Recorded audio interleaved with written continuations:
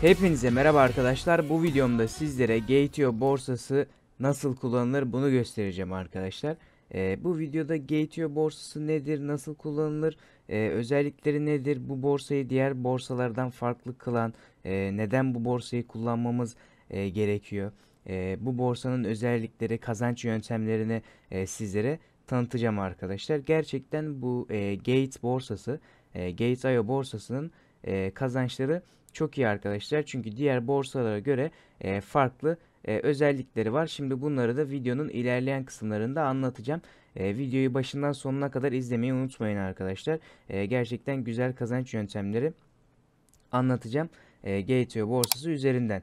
Şimdi öncelikle sizlere Gate.io borsasına nasıl kayıt olabilirsiniz onu göstereyim arkadaşlar. Şimdi açıklama kısmındaki kayıt linkine tıklayacaksınız. Karşınıza böyle bir ekran geliyor. Buradan ülke kısmını seçiyorsunuz Türkiye şeklinde. Daha sonrasında bir kullanıcı adı belirliyorsunuz. E-posta adresi yazıyorsunuz. Bir şifre belirliyorsunuz arkadaşlar. Ve şuradaki tiki de işaretliyorsunuz.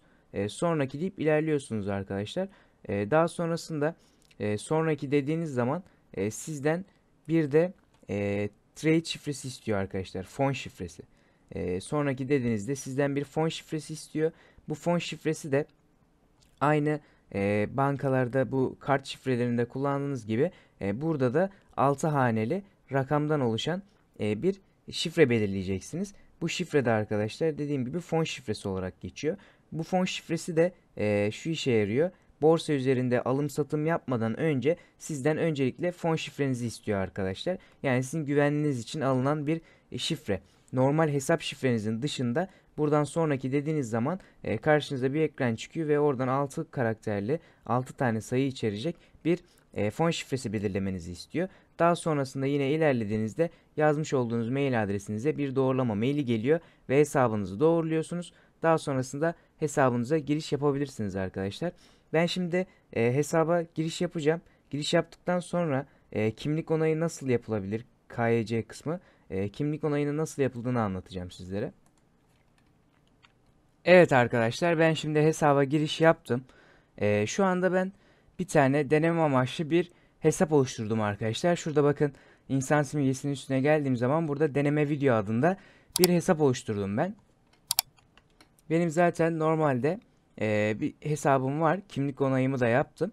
Sizlere kimlik onayının nasıl yapıldığını göstermek için yeni bir tane videoda gösterme amaçlı bir tane hesap oluşturdum arkadaşlar.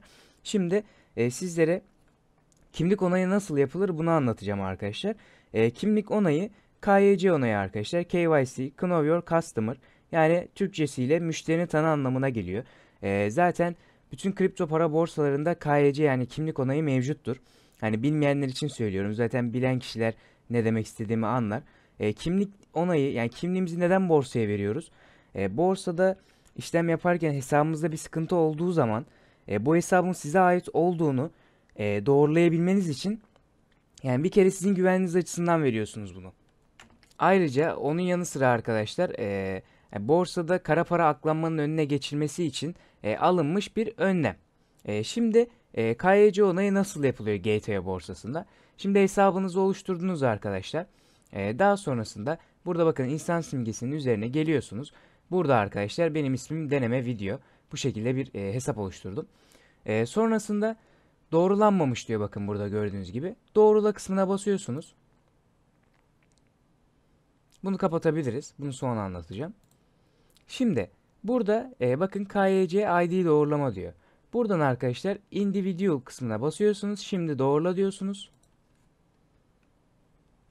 Sonrasında arkadaşlar açılan ekranda buradan ülkenizi seçiyorsunuz. Daha sonrasında bu kısma adınızı soyadınızı yazıyorsunuz. Aşağıdaki kısma yine adınızı soyadınızı tekrardan yazıyorsunuz. Kimlik belgesi türüne National ID, pasaport ve driver lisans diyor. Biz National ID kimlik kartı, pasaport zaten pasaport oluyor. Driver da ehliyet oluyor arkadaşlar. Driver lisans. Ehliyetinizle, kimliğinizle ve pasaportunuzla kayıt oluşturabiliyorsunuz. Ancak siz buradan National ID'yi seçin. Daha sonrasında da kimlik belgesi numarası diyor. Buraya kimliğinizin kimlik numaranızı yazıyorsunuz. Sonrasında kimlik belgesi ön yüzü, kimlik belgesi arka yüzü diyor. Ön yüzünü çekip buraya yüklüyorsunuz. Arka yüzünü de çekip buraya yüklüyorsunuz arkadaşlar. Daha sonrasında aşağı iniyoruz. Burada Confirm Basic Information diyor. Burada arkadaşlar bizim Gate.io ID'miz var.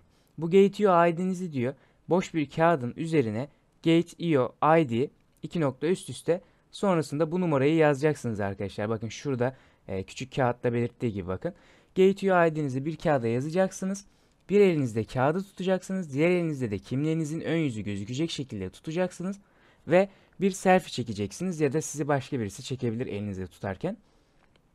Sonrasında bu çekmiş olduğunuz fotoğrafı da buraya yükleyeceksiniz arkadaşlar ve onayla ve gönder butonuna basacaksınız. Bunu gönderdikten sonra 24 saat içerisinde onaylanıyor arkadaşlar. Benim 24 saat içerisinde kimlik bilgilerim onaylanmıştı.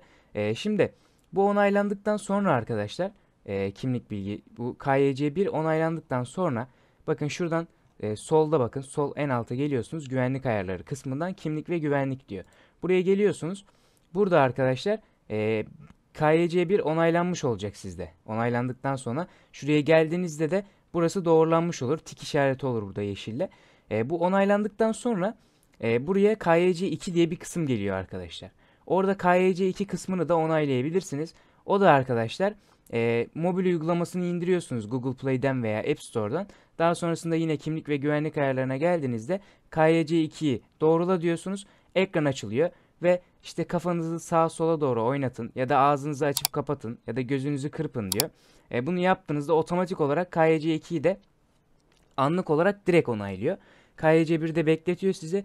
Ancak KYC2 onayında telefonunuzdan girdiğinizde direkt onaylıyor arkadaşlar KYC2'yi de.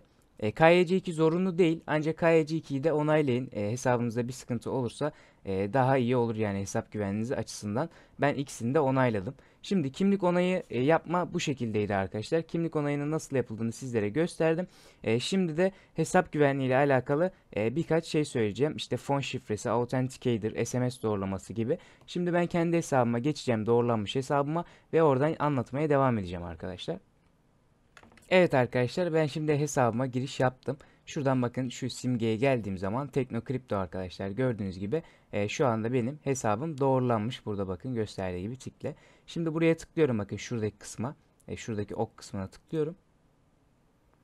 Buna tıkladığımda arkadaşlar buraya gönderiyor beni. Buradan sol alta iniyorum. Kimlik ve güvenlik ayarları kısmından kimlik ve güvenlik kısmına geliyorum arkadaşlar. Buraya geldiğim zaman bakın KYC ID doğrulama kısmı tamamlandı. Sizde de tamamlandıktan sonra böyle olacak arkadaşlar. Bu kimlik doğrulaması, fotoğraf gönderdiniz. Burası doğrulanacak. Sonrasında KYC2 ID doğrulama diyor. KYC2 doğrulamasını da dediğim gibi isterseniz eğer KYC2 doğrulamasını mobil uygulamasından yaparsanız anlık olarak doğrulanıyor. Sizin işte gözünüzü kırpmanızı istiyor. Kafanızı sağa sola çevirmenizi istiyor kamerayı açtıktan sonra. Otomatik olarak onaylıyor. Ancak onda sıkıntı olursa web üzerinden KYC2'ye girdiğiniz zaman buradan fotoğrafla doğrula dediğinizde fotoğrafla doğrulama kısmı var. Oraya tıklıyorsunuz. Sizden rakamları elinizde göstermenizi istiyor fotoğraf çekerek. Onları manuel olarak yüklediğinizde yine KYC2'niz onaylanıyor. Ben uygulamasından onayladım. Bazılarında uygulamadan onaylama sıkıntı çıkarabiliyor. Yüzünüzü tanıyamayabiliyor. O yüzden manuel olarak da gönderebilirsiniz eğer o şekilde tanımazsa. Mobil uygulaması da Google Play ve App Store'da Gate.io yazdığınız zaman çıkıyor zaten arkadaşlar. Şimdi hesap güvenliği hakkında birkaç bir şey anlatacağım. Yine aynı şekilde burada arkadaşlar kimlik ve güvenlik kısmında anlatacağım kısımlar. Burada oturum doğrulama kurulumu diyor. SMS kodu, burada TOTIP diyor ve e-posta kodu diyor. Şimdi SMS kodu telefon numaranızı buraya bakın, SMS kurulumu sizde yoktur. Bunu buraya kuracaksınız arkadaşlar. SMS kurulumu yaptığınızda hesabınıza giriş yaparken telefonunuza bir doğrulama kodu geliyor ve bu şekilde hesabınıza giriş yapıyorsunuz. Hesap güvenliğiniz açısından önemli bir şey. Telefon numaranızı mutlaka buraya koyun. E-posta kodu açık olsun arkadaşlar. Zaten en başta e-posta ile kayıt olduğunuz için mail adresinizi zaten en başta onaylamıştınız. Bu diğer kısım TOTIP kısmı da arkadaşlar Google Authenticator. Bilenler bilir zaten Google Authenticator'ı. İsteyen onu kurabilir, isteyen kurmaz. Zaten bu ikisini kurduğunuzda yeteri kadar güvenliğiniz oluyor. TOTIP kısmı da arkadaşlar Google Authenticator uygulamasını indiriyorsunuz Google Play veya App Store'dan.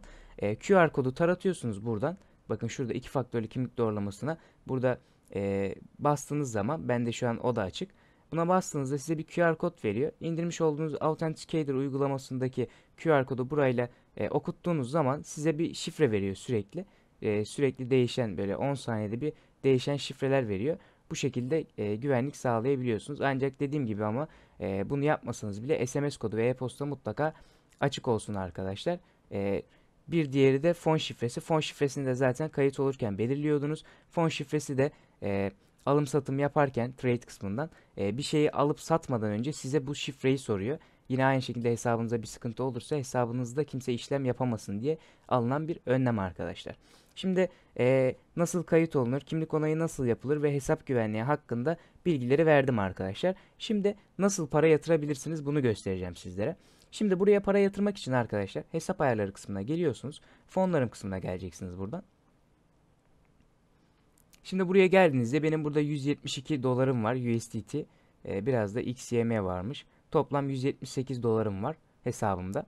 Şimdi buraya para yatırmak için arkadaşlar e, herhangi bir Türk borsasından işte Paribu olur, BTC Türk olur, iCrypex olur, Binance olur. Herhangi bir borsa üzerinden Türk lirasıyla para yatıracaksınız. Daha sonrasında yatırdığınız Türk lirasıyla da e, TRX, Tron ya da XLM Stellar alın arkadaşlar. Niye? Fee ücretleri düşük olduğu için. Yani fee ücreti düşük olan bir kripto para satın alın başka bir borsadan. Daha sonrasında Gate.io'ya gelin. Mesela XLM yani Stellar. Stellar'ın fee ücreti çok düşük, yani gönderim ücreti. Buraya gelirsiniz Gate.io'daki hesabınıza. Burada arama kısmına XLM yazarsınız, Stellar. Buraya yatırma kısmına basarsınız arkadaşlar. Stellar yatırma kısmına. Burada sizin cüzdan adresiniz çıkar. Bunu kopyalayarak örnek veriyorum, işte Paribu'dan Stellar aldınız.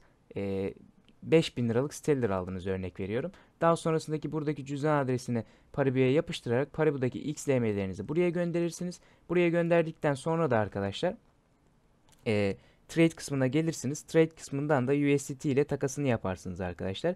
Şimdi alım satım da nasıl yapılıyor onu göstereceğim sizlere. Buraya şimdi gönderdiniz diyelim XLM'leri başka bir borsadan. Daha sonrasında alım satım yapabilmek için trade kısmına geliyorsunuz. Burada spot trading kısmı var arkadaşlar. Buraya basıyorsunuz. Klasik kısmına geliyorsunuz. Buraya geldikten sonra buradan artık istediğiniz şeyle alım satım yapabilirsiniz. USD kısmını seçersiniz. Buraya mesela XLM göndermişsiniz. XLM yazarsınız. USDT ile takasını yapabilirsiniz burada arkadaşlar. Bu kısımda bakın al, bu kısımda sat. Tahta kısmında da kırmızılar satış koyanlar, yeşillerde alış koyan kişiler. Buradan mesela alım yapan kaç tane alan varmış? Bundan alan var. Tıklarsınız. Buradan maksimumu seçersiniz. Sat dersiniz. Direkt satılır arkadaşlar. Bu şekilde alım satım işlemlerinde yapabiliyorsunuz. Bu borsanın diğer bir özelliği ise arkadaşlar birçok altcoin bu borsada listeleniyor. Çoğu altcoin'ler Gate.io'da listeleniyor ve gerçekten güzel seviyelere gelebiliyor. Genelde hani Gate.io'da listelendikten sonra Binance gibi büyük borsalarda listelenen kripto paralar oluyor Gate.io'da listelendikten sonra. O yüzden Gate.io'nun bir farklı güzelliği de bu oluyor. Genelde sağlam projeler oluyor Gate.io'da listelenenlerden ve bunların çoğu öncelikle Gate.io'da listelendikten sonra Binance gibi büyük borsalarda listelenme yolunda ilerliyor. Bu yüzden de birçok altcoin olduğu için buradaki altcoin'leri değerlendirebilirsiniz arkadaşlar. Bayağı bir altcoin var. Bu projeleri araştırarak değerlendirme yapabilirsiniz. Şimdi arkadaşlar para yatırma kısmını ve alım satımının nasıl yapıldığını da anlattım. Para çekme kısmında da arkadaşlar yine fonlarım kısmına gelirsiniz. Örneğin USDT çekmek istiyorsunuz diyelim mesela. Elinizdeki USD Tether'ları, dolarları çekeceksiniz. Buradan çek butonuna basarsınız arkadaşlar. Bastıktan sonra hangi şeyle göndereceğinizi seçersiniz. ERC20 mi, Tron mu, BSC ağından mı göndereceksiniz? Hangi ağ üzerinden göndereceğinizi seçeceksiniz. Örneğin Binance'e Tron ağından göndereceksiniz diyelim. Seçersiniz bunu. Daha sonrasında da cüzdan adresinizi yapıştırıp buradan çekim işlemlerini yapabilirsiniz arkadaşlar. Şimdi asıl bu borsanın en önemli özelliğine geliyoruz arkadaşlar. Bu borsanın en çok kullanılma sebeplerinden birisi olan en önemli özelliği startup arkadaşlar. Şimdi Gate.io startup nedir? ICO olarak geçer arkadaşlar. ICO yani ön satış. Bir kripto para borsada listelenmeden önce ön satışı yapılır ve ön satıştan ucuz fiyattan alırsınız ve genelde borsada listelendiği zaman kat ve kat fiyatı artar arkadaşlar. Hiç ICO'nun altına fiyatının düştüğü ben genel olarak görmedim. Yani hepsi çok güzel kazandırdı. Zaten bunları kanıtlarıyla da hani startupta kaçtan satılmış, borsaya girdiğinde fiyatı kaç olmuş, tek tek burada değerlendirmesini yapacağız zaten. Şimdi startuplara katılmak için de bakın en üstte startup kısmı var. Buna tıklıyorsunuz arkadaşlar. Şöyle yeni sekmede açayım. Burada şu anda devam eden startuplar varmış mesela. Bu kripto para projeleri ucuz fiyattan satılıyor şu anda. E, Bu mesela gelecek zamanlarını yazıyor aşağıda. İşte 5 gün sonra gelecekmiş mesela bunlar. Bu da yaklaşık bir saat sonra başlayacakmış. Aşağıda da tamamlanan startup projeleri yazıyor arkadaşlar. Bakın bu zamana kadar bir sürü startup projeleri daha öncesinde yapılmış. Ben şimdi bunlardan da sizlere göstereceğim arkadaşlar. Fiyatlarında yükselmelerini vesairelerini. Şimdi startuplara katılmak için öncelikle borsanın bir şeyi var. VIP1 yapmanız gerekiyor hesabınızı. Şimdi mesela örneğin arkadaşlar buradaki Lever adında bir kripto paranın ön satışı var. Şimdi buraya gireceğim. Buraya girdikten sonra katılım şartlarında bakın şurada VIP1 olmanız gerekiyor diyor. VIP1 olmak VIP1'de nasıl olunuyor borsada onu anlatacağım. Şimdi mesela diyor ki 20 USD Tether'la diyor 20 dolar destek vererek yani 20 dolarla 40 tane LEV alabilirsiniz diyor LEV token ve toplamda da 1250 kopya. Kopya ne demek? 1250 adet satılacak. Yani 1250 tane 40 levlik satış olacakmış. Bundan bahsediyor arkadaşlar. Kopyanın anlamı bu. Yani 40 levlik 1250 tane kopya satılacakmış toplamda. Şimdi VIP1 nasıl olabilirsiniz arkadaşlar? Şuraya geldiğinizde bakın insan simgesinin üstlerine yine. Burada bakın sonraki kademeye doğru ilerleme diyor. Burada arkadaşlar VIP1 olabilmeniz için elinizde 100 GT olması gerekiyor. 100 GT token olması gerekiyor. Şimdi 100 GT token fiyatına baktığımız zaman şöyle bakın GT'ye geliyorum. Şuradan GT'nin şu anki değeri 3.62 dolar arkadaşlar. Elinizde 100 tane GT'yi tutup en az 14 gün boyunca bakiyenizde tutmanız gerekiyor. 14 gün sonrasında satarsanız yine katılamazsınız. Elinizde 100 tane GT'yi 14 gün boyunca tuttuğunuzda VIP bir seviye oluyorsunuz. Ve GT'leri sakın satmayın. Sattığınız zaman yine VIP sıfıra tekrardan düşersiniz. 100 tane GT şu an 363 dolar yapıyor arkadaşlar. GT'nin de ilerleyen zamanlarda değerleneceğini düşünüyorum. Yani daha da yüksek 5-10 dolar seviyelerine çıkacağını düşünüyorum.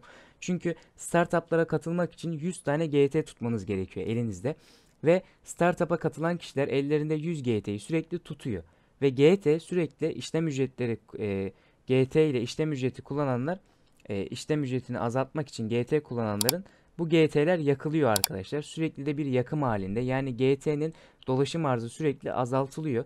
Bu yüzden de fiyatı yükseliyor. Bu yüzden e, daha da yükselmeden elinizde bu 100 tane GT'yi alıp değerlendirmekte fayda var arkadaşlar. Ben de bu 100 tane GT'yi alacağım. Şu an elimde 170 dolar var. Geri kalanını da yükleyeceğim. Toplam 363 dolara 100 tane GT'yi alacağım. Hesabımda tutacağım ve startuplara katılacağım arkadaşlar. VIP 1 seviye dediğim gibi bu şekilde oluyor. Şimdi GTO startuplarından biraz örnek yapalım. Şimdi startup kısmına geliyorum tekrardan. Daha önce kaçtan satılmış? Şu an borsada kaçtan arkadaşlar işlem görüyor. Mesela şuradan rastgele kripto paralardan birilerini açalım arkadaşlar. Şuradan rastgele açtım mesela. Şimdi bunları tek tek kontrol edelim. Mesela burada TCP adında bir kripto para ön satışı yapılmış. 7 tane DAO'yu kilitleyerek 1000 tane TCP kazanabiliyormuşuz arkadaşlar. DAO'nun tanesi 8 dolar civarında. Yine burada da VIP 1 olmamız gerekiyor. Bakalım mesela TCP'nin fiyatına. TCP USD Tether kısmına geliyorum. Toplamda 7 DAO'ya 1000 tane TCP veriyormuş. 1000 tane TCP şu anda ne yapıyor? 270 dolar yapıyor arkadaşlar. 270 dolar. 7 tane DAO, bir DAO 6-7 dolar, yaklaşık 7-8 dolar civarında. Yani oldukça neredeyse iki katı gibi güzel bir kazancınız olmuş mesela buradan. Ares protokol var arkadaşlar mesela. Ares 20 dolara 666 tane Ares veriyormuş. Hemen bakalım Ares'e de. Ares'e bakıyorum arkadaşlar. Ares'te bakın mesela 666 adet veriyor. Şu anda fiyatı neden gözükmedi? Evet, Ares daha borsaya giriş yapmamış arkadaşlar. Çok yakında diyor bakın. 14 saat sonra girişi olacağı söyleniyor. Bu yüzden şimdi bunu atlıyorum. Moki arkadaşlar. Moma'ya bakacağım. Şimdi Moma yazalım buraya. Moma USD Tether kısmına geldiğimizde 5 tane DAO'yu kilitleyerek 357 tane Moma alabiliyormuşuz. 700 kişi, yani 700 kopya satılıyormuş arkadaşlar. 5 DAO, dediğim gibi DAO'nun bir tanesi 8 dolar civarı. 357 tane Moma yapıyormuş. Bunu da yaptığında 237 dolar yapıyor arkadaşlar. Yine bu da ön satış fiyatının yine kat kat üzerinde. Lamp airdrop arkadaşlar 20 dolara 666 tane lamp geliyormuş mesela. Lamp yazalım buraya. Lamp USD Tether 20 dolara 666 lamp. 666 lamp 84 dolar yapıyor arkadaşlar şu anda. Ve düşmüş olmasına rağmen daha böyle ilk borsaya girdiğinde geri sayım yapılır yapılmaz baktığınızda daha üst seviyelerde çıktığını görüntüleyebiliyoruz arkadaşlar buradan. Şöyle de bir şey söyleyeyim. Şimdi siz burada 20 dolarlık alım yaptığınızda, yani alım emri verdiğinizde, siz garanti olarak 20 dolara 666 tane alacaksınız diye bir şey de yok. Bunu da söyleyeyim arkadaşlar.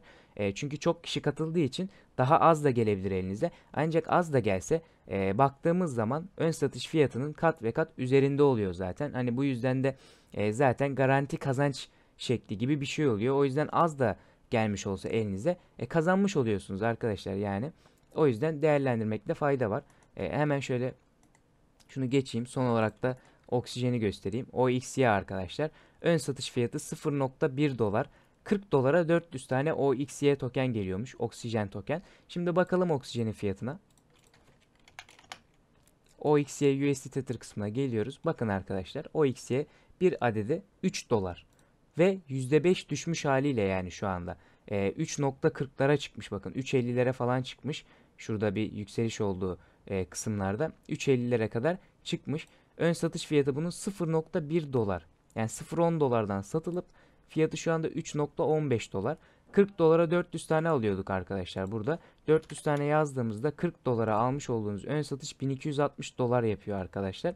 Gördüğünüz gibi kazançları bu şekilde görüyorsunuz. Ancak yine dediğim gibi tam 400 tane alamayabilirsiniz. Çok kişi katılım yaparsa elinize daha az düşer. Ama yine az da düşse zaten garanti kazanç olduğu için hani baktığınızda görüyorsunuz, yani ön satış fiyatı 0.10 dolar, borsaya girmiş 3.15 dolardan, gerçekten kazancı çok iyi oluyor arkadaşlar.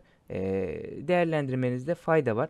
Ön satışlara katılmayı da bu şekilde gösterdim arkadaşlar. Yorumlarda belirtirseniz eğer ön satışlara katılmak isterseniz, sağlam ön satışlar olduğunda ön satışlar hakkında, yeni gelen ön satışlar hakkında da videolar çekebilirim arkadaşlar.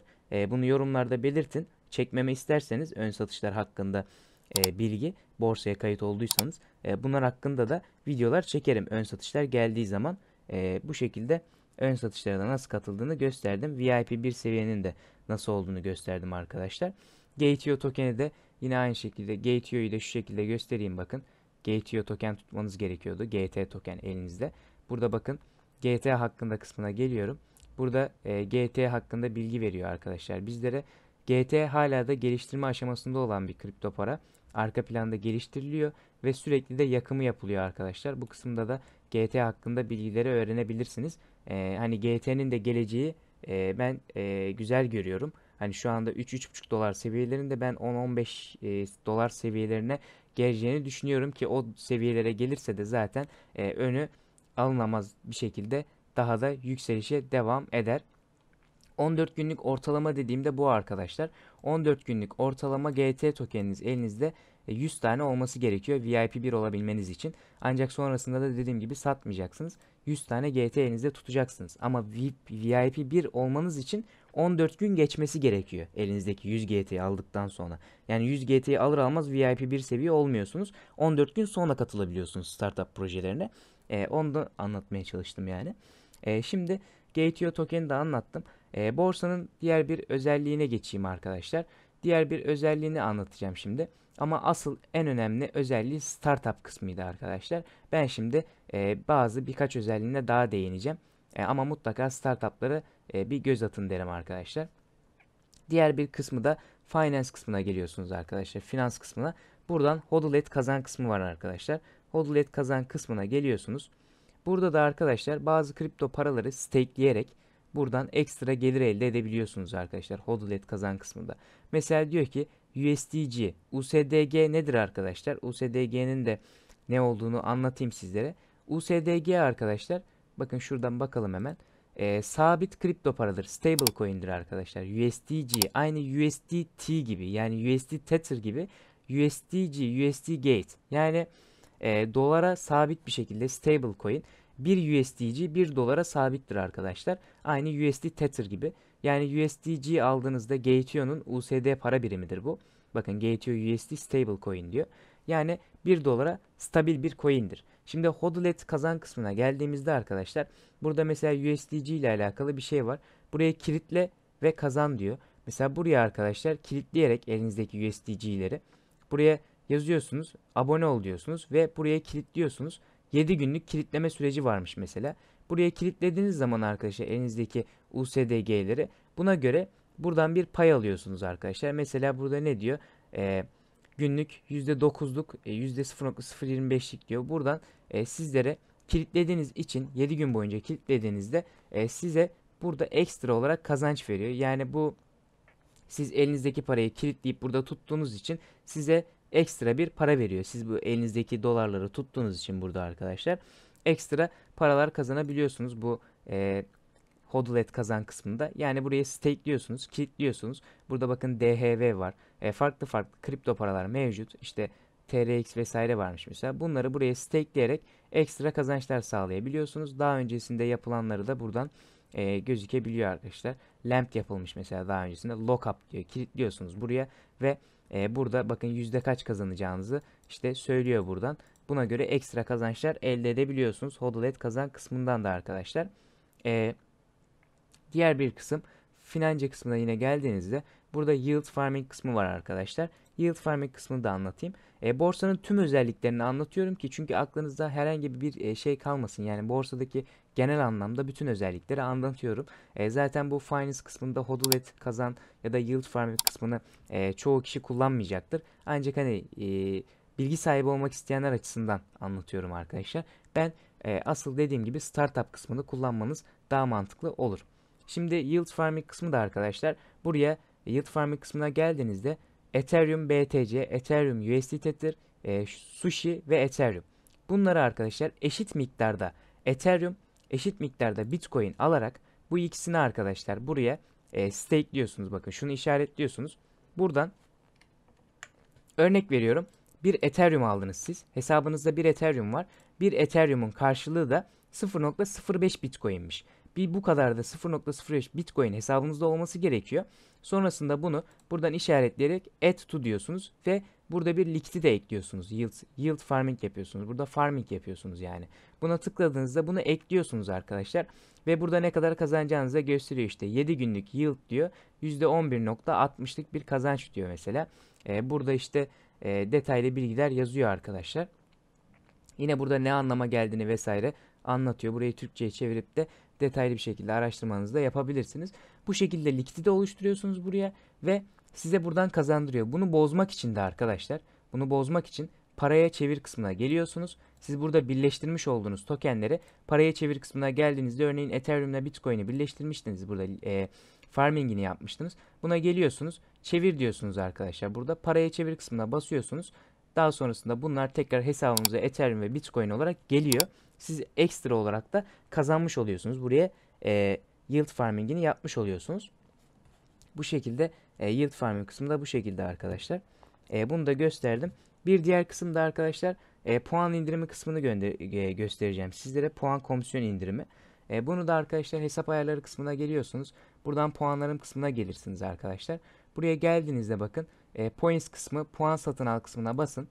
Buraya geldiğimizde bakın. Şimdi bu puan kısmı arkadaşlar 1 puan 1 dolara eşit. Bu işlem ücretlerini ödemek için, borsadaki fee ücretlerinde alım satım yaparken ki işlem ücretlerini ödemek için yapılan bir şey. Mesela siz burada 200 tane puanı, 1 puan 1 dolara eşitti. 200 puanı size 120 dolara veriyor. Yani %40 indirimli olarak size puan veriyor. Bu puanları da trade'de kullanabiliyorsunuz. Yani alım satım yaparken işlem ücretlerini ücret kesintilerinde işinize yarıyor. Yani ücret kesinti değeri 200 dolar diyor. Siz ama 120 dolara alıyorsunuz bunu. Yani sizin işlem ücretlerinizde işinize yarayacak bir indirim puanı arkadaşlar. Bu şekilde bunu da anlatmış olayım. Diğer bir kısımda arkadaşlar mobil uygulamalarını göstereyim sizlere. Şurada aşağı indiğimiz zaman burada bakın Android App Store, Android, iOS, Windows ve macOS içinde indirme linkleri burada var arkadaşlar. Uygulamalarını da indirerek telefonunuzda veya bilgisayarınızda direkt programlarını indirerek kullanabilirsiniz. Cep telefonunuza indirerek o şekilde de kullanabilirsiniz arkadaşlar.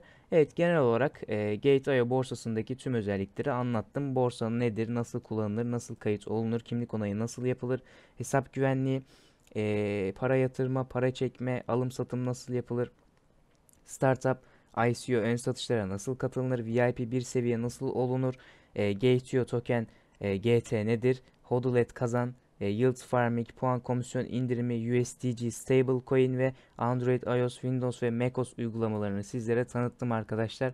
Umarım videoyu beğenmişsinizdir. Videoyu beğenmeyi ve kanala abone olmayı unutmayın. Bildirimleri de açarsanız diğer videolardan anında haberdar olabilirsiniz arkadaşlar. Herkese bol kazançlar diliyorum. Aklınıza takılan olursa, aklınıza takılan sorular olursa yorum kısmında belirtebilirsiniz. Diğer videolarda görüşmek üzere. Built an empire.